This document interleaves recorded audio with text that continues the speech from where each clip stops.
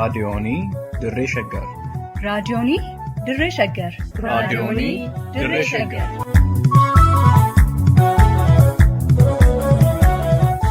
raadiyoonii Dirree Shaggar. Raadiyooniin Dirree Shaggar torbanitti guyyoota sadii wiixataa roobii fi jimaataa galgala sa'aatii tokkorraa eegalee hamma sa'aatii tokkoo fi walakkaatti dambalii gabaabaa meetir baandii 19 kiiloo heerzii 17,575 irratti qophii dabarsuu amma jalqaba. Raadiyoonii Dirree Shaggar.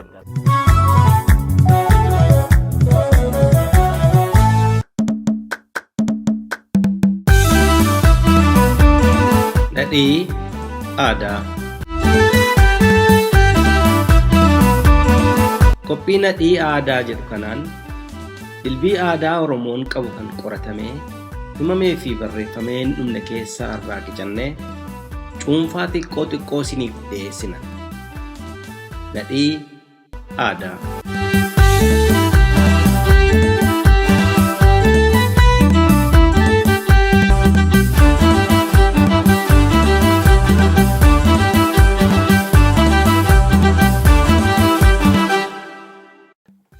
Ga'ee dubartoonni sirna gadaa Oromoo Maccaa keessatti qaban. Yooyyaa ashamaa harka fuunee kabajamtootaa fi jaalatamtoota dhaggeeffattootaa fi hordoftoota raadiyoonii Dirree Shaggar sagantaa nadhii aadaa torbanitti yeroo hundumaa sa'aatii kanatti kan isiniif dhiyeessinu qophii keenya nadhii aadaa har'aa mata duree ga'ee dubartoonni sirna gadaa Oromoo Maccaa keessatti qaban jedhu qabannee dhufnirraa nu caqasa.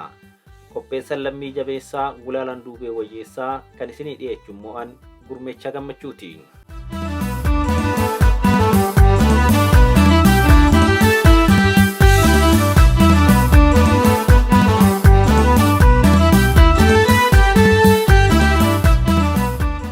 Sirni gadaa yoomii fi eessatti akka eegalee yoo beekamuu baatellee Oromoonni jaarraa hedduuf dhimma itti ba'aa akka turan kitaabni gadaa Meelbaa bara 1981 maxxane ni ibsa.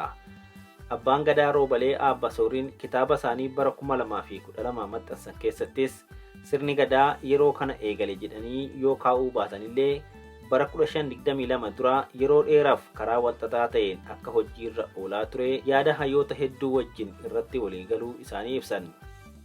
Hamma kiyyoo kolonii jala seenitti Oromoonni sirna ittiin bulan kan mataa isaanii gadaa qabaachaa turan. Sirni kunis bal'aa ture.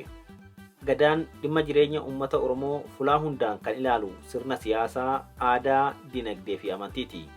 Uummanni Oromoo seenaa fi muuxannoo jireenyaa yeroo dheeraa keessatti tooftaa jireenyaa fi sirna bulchiinsaa mataasaa kana aadaadhaan kuufate. Namni tokko waa'ee maalummaa Oromoo beekuu yoo barbaade dursa waa'ee maalummaa sirna gadaa sirriitti hubachuun barbaachisaadha. Waa'ee gadaa beekuun waa'ee jiruu fi jireenya uummata Oromoo maraa beekuu waan ta'eef.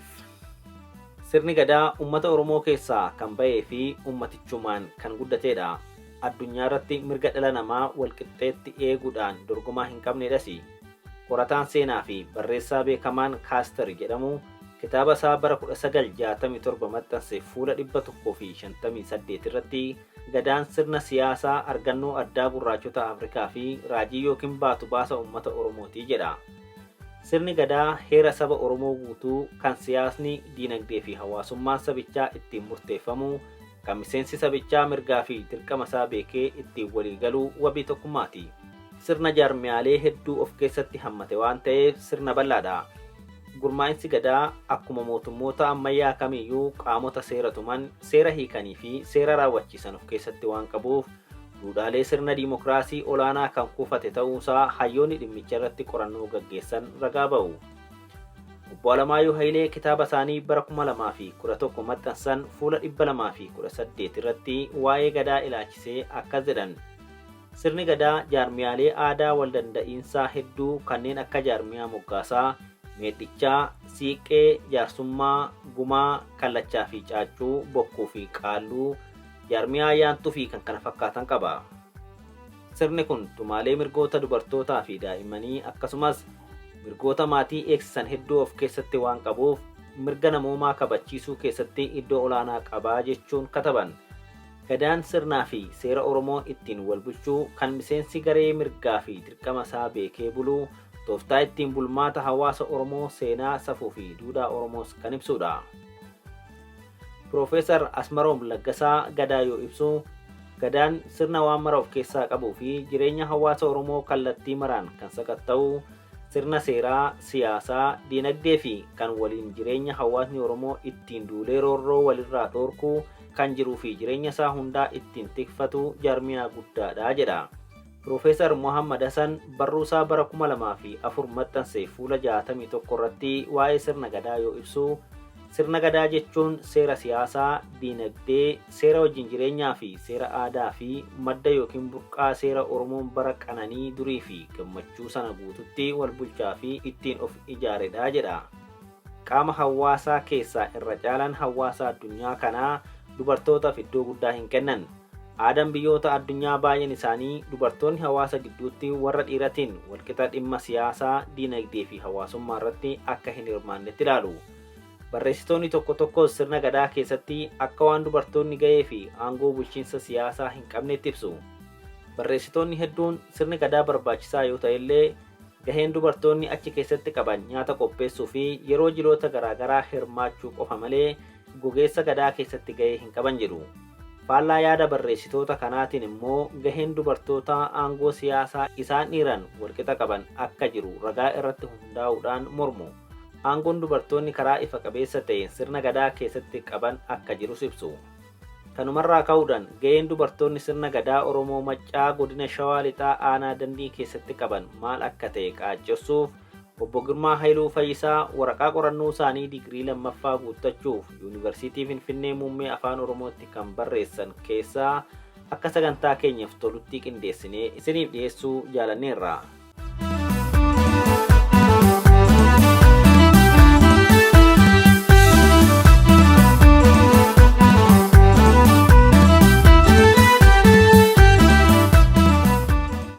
Seenaan sirna Gadaa Oromoo Maccaas bu'uura Gadaa Oromoo irraa adda kan ta'e miti.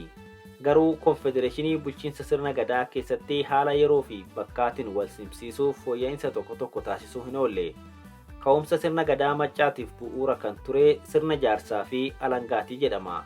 Sirna jaarsaa fi alangaa keessatti namni yakke yookiin balleesse adabbii isaa alangaan reebamee adabamaa ture. Sirni kun haala iddoo fi yeroo duukaa waan deemuu dideef seera sirna Gadaa kan ta'e kan waliigalaa bu'uureessuun dirqama ta'e. Sirna kanas nama raajii qabuu fi baay'ee beekaa ta'e Makkoo Biiliin gumii gaggeeffametu tume. Gumiin kun seerota kanaaf akka bu'uuraatti kan fayyadaman seera kakuu Maccaa 5 jedhama. Seerri kakuu Maccaa 5 kun eessatti tumame gaaffii jedhuuf yaada lamatu jira. Yaadni tokko Odaa Bisil kan jedhu yoo ta'u, inni lammaffaa Ejersa Maccaa jalatti jedhu. Seerri kakuu 5 Maccaa kan irratti xiyyeeffate waan 5. Isaanis nama ajjeesuu, hatuu, sobuu, sagaagaluu fi qofa uummataa saaquu kan jedhu ture. Maddi jalqabbii kakuu 5 Maccaa kun safuun akka eegamuu fi namni hunduu hangafaa fi quxisuun waliidatee akka jiraatuufidha. Wantoonni 5 kunis seera hawaasaa eegsisuu fi tokkummaa hawaasaa cimsuuf kan itti gargaaramanidha. Seeronni kunneen seerota gurguddoo jedhamuun beekamus ture. Ilmi Oromoo kamiyyuu guyyaa itti dhalate eegalee gogeessa 5 Gadaa keessaa tokko keessatti hammatama.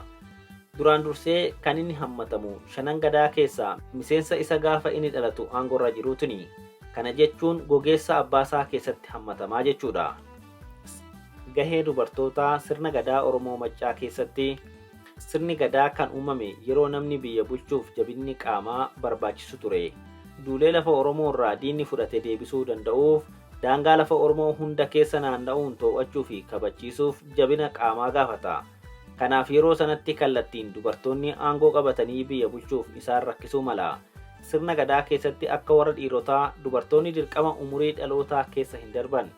Sababni guddaa yeroo umurii kanarratti gosa tokkorraa gara gosa biraatti waan heerumaniifi.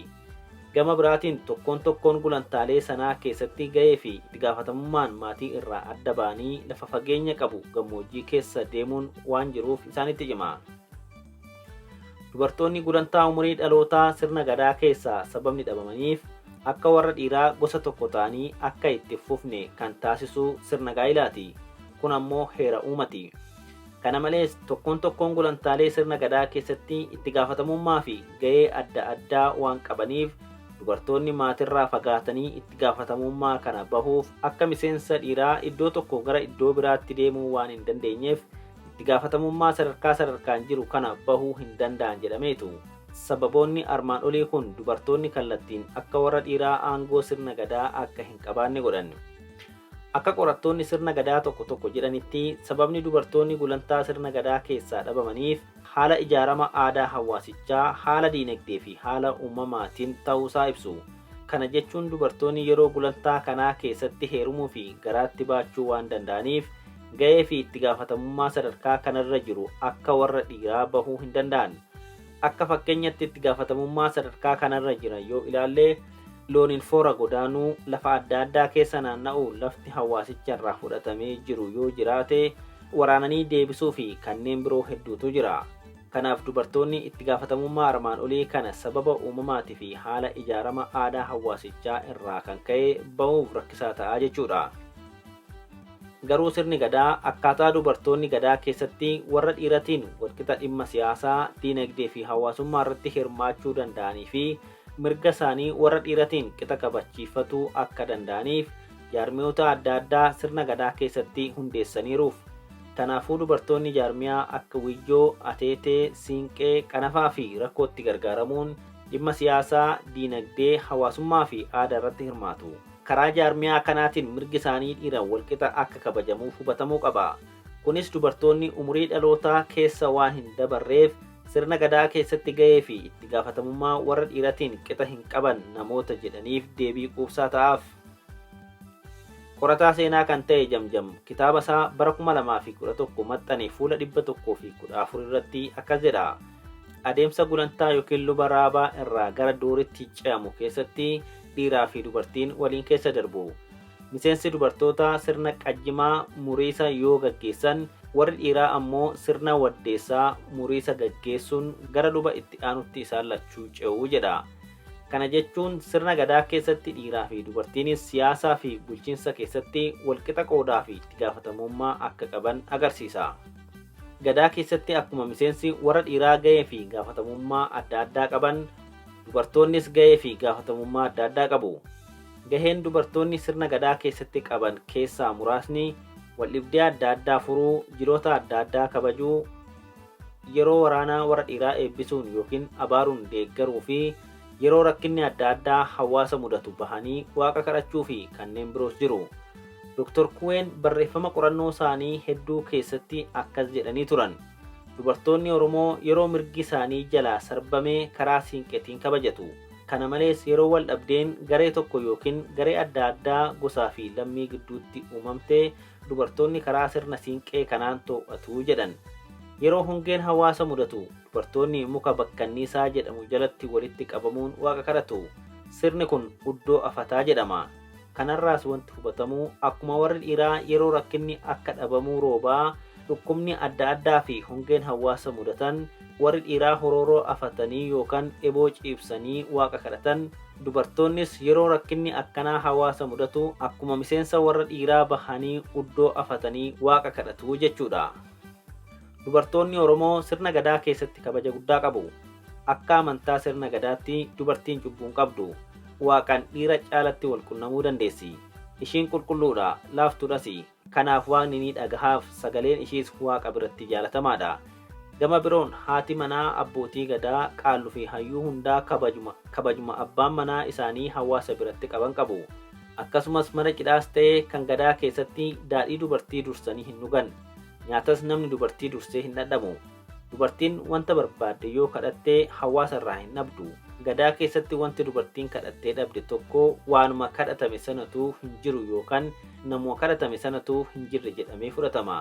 Gadaa keessatti dubartootaaf kabajni akka godhamuu qabu seerri tumames jira. Seerri kunis kan itti aanu kana. Lafee hin cabsan kanatu seera, ilkaan hin cabsan kanatu seera, dhahanii hin miidhan kanatu seera, hin dhahaniiyyu kanatu seera, arrabsanii hin miidhan kanatu seera, hin arrabsaniiyyu kanatu seera. Haadha sideessa hin mil'atin, abadan hin arrabsin, dhahuu miti hin darbatin kan jedhudha. Namoonni gadaa qaban sirna gadaa keessatti ga'ee mataa isaanii qabu waan ta'eef hundatuu hirmaachuu qaba. Qaalluun ni eebbisa, goolli ni of galcha. Dubartoonni jiffuu qabataniitu gadoomuu guutuu taasisu. Gadaa keessatti abbaan qaleera yoo ta'e dhaloonni abbaa sanii ni hirmaatu. Abbootiin gadaa, abbaan bokkuu, dargaggoonni, manguddoonni warri achi as buttaa qalaa ture yoo maatiin isaanii hin jiranis ta'ee guddifachaadhaan buttaa qaluu ni danda'u. Gochaaleen sirna gadaa keessatti raawwataman warra dhiiraa yookaan dubartoota qofaan kan milkaa'anii miti. Raawwii sirna gadaa keessatti dhiironnis dubartoonnis gahee mataa isaanii qabu. Garuu gahee dhiirotaa dubartoonni raawwachuu hin danda'an, gahee dubartootaas dhiironni raawwachuu hin danda'an. Raawwii sirna gadaa keessatti saali lachuu dirqama walqixa barbaachisu. Gaheen dubartoonni gadaa keessatti qaban raawwii gadaa keessatti qophii dursa godhamu kan guyyaa jilaa raawwatuu fi erga jilli darbee raawwatan kanneen akka nyaataa fi dhugaatii qopheessuu, gumaata fiduu, gurra uruu, sadarkaa gadamojjii yeroo ga'an sadarkeessuu, dirriba uffachuun eebbisuu fi kalaala hidhuu keessatti gaheen dubartoonni qaban guddaadha. Kanaafuu dubartoonni of galchituu sirna gadaati.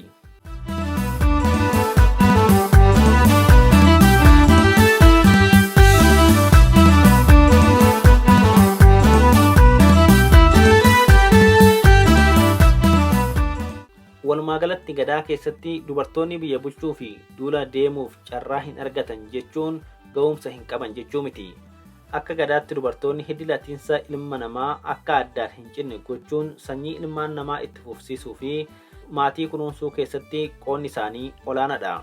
Sababa hojii uumatiin lafa onaa deemuun isaanitti waan hin tolleef dubartoonni akka biyya bulchinee fi duula hin deemneef dhorkamu malee akkuma dhiirotaa dandeettii ni qabu.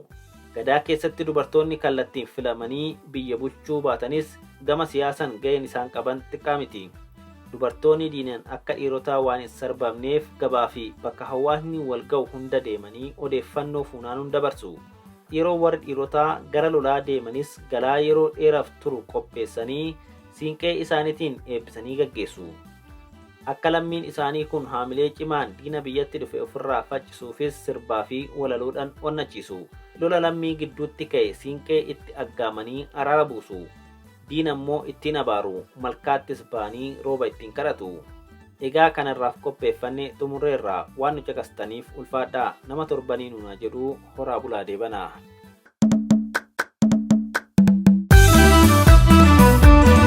Nadhii aadaa.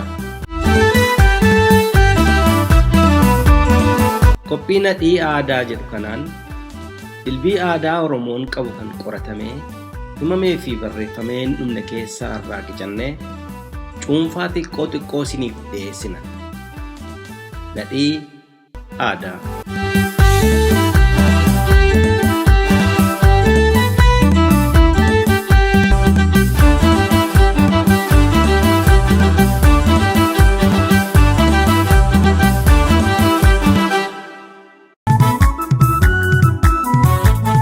Raadiyoonii Dirree Shaggar.